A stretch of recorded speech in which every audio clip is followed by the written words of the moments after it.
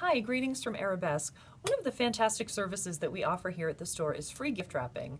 Our clients know about it, they love it, and consequently that means that we wrap an awful lot of packages here in the course of a year. I'm sure we do hundreds. And one of the really nice things is that we get so many compliments on how pretty the packages look when we hand them off to the customers. We oftentimes hear things like, "Oh my gosh, this looks so beautiful. I never could have done this myself. You did such a nice job." So we thought that it might be kind of fun to take a few minutes and share with you a few of our tips and tricks for making your gift wrapping go quickly and making your packages look really nice when they're finished. So step one is to cut your paper to fit your box. And oftentimes people are really surprised that we can go over to our roll of paper, pull it down, snip it, and get it the right width, usually on the first try. Not always. Sometimes we're chit-chatting with you and we get distracted.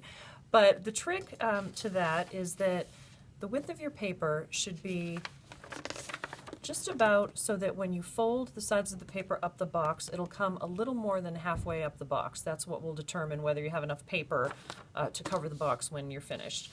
So you're going to take your paper, you're going to take your box, and you're going to place the box upside down in the center of the paper. And then you're going to fold the two sides of the paper over.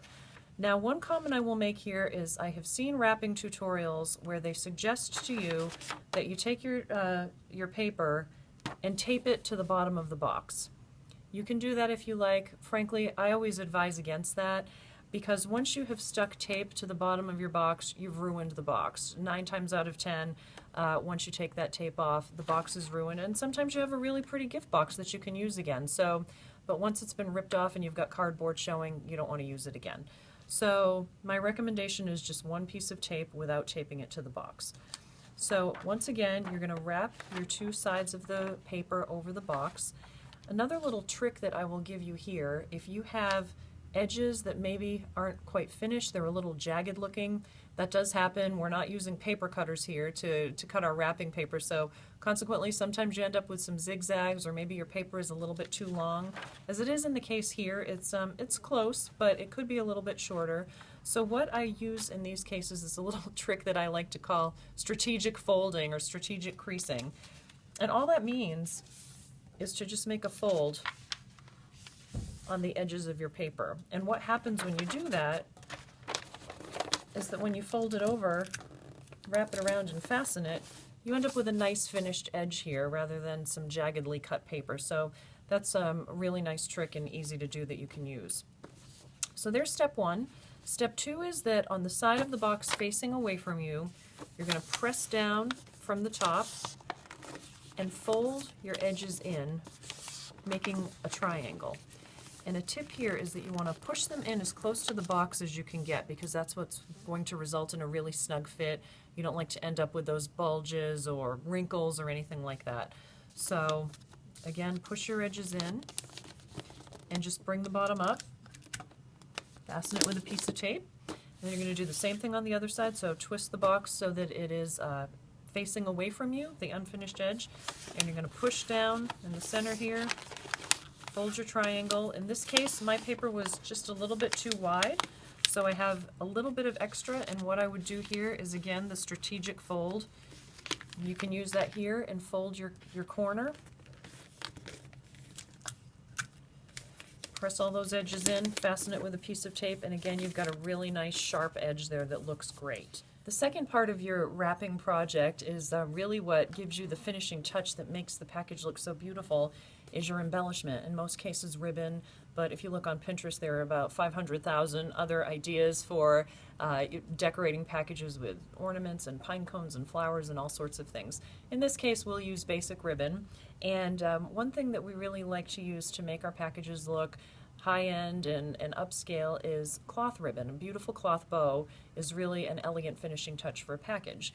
Unfortunately, cloth ribbon is also very expensive, and when you're running a small business you have to be sensitive to your costs.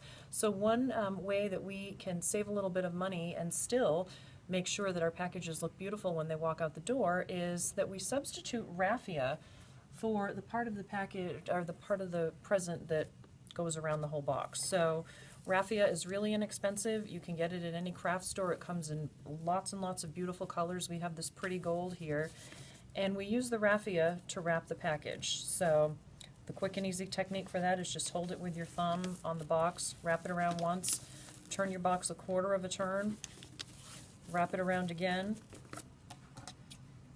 clip it to the appropriate length, and then you're going to take the last end, wrap it underneath, or slide it underneath, and just tie it in a knot. So that's what holds it all together. It's really quick. And then we'll finish it off with some of the beautiful cloth ribbon, like this here. And what we like to do is form a couple of loops, 2 to 4 loops. In this case, I'll do 4. So take your cloth ribbon, create 1, 2, 3, 4 loops, and just trim your end. I suggest trimming your end on an angle rather than straight across. Again, it just gives it a nice, pretty finished look. So you've got your 4 loops like this, and you just place that on top of your package. Bring your edges of your raffia around and tie them right in the center of the cloth ribbon. Then you can also finish the raffia off with a bow. Maybe trim those edges a little bit. And then finish off your bow by just kind of putting your fingers into the loops and stretching them out a little bit like this, fluff it up, and then just make sure that your raffia is evenly spaced around the package, and there you have it. Voila! Beautiful finished product. It usually takes us just a couple of minutes to wrap a package. This is a little one, so the big ones take a little bit more, and quite frankly, what is the most time consuming with wrapping our packages is that we wrap so many fragile items that it's really the time that it takes to pack the item into the box and make sure that it's snug and safe and going to make it to its destination safely. So there you have it. There's our quick gift wrapping tutorial. If you'd like to stop in and ask any questions in person or have us show you firsthand, we're happy to do so.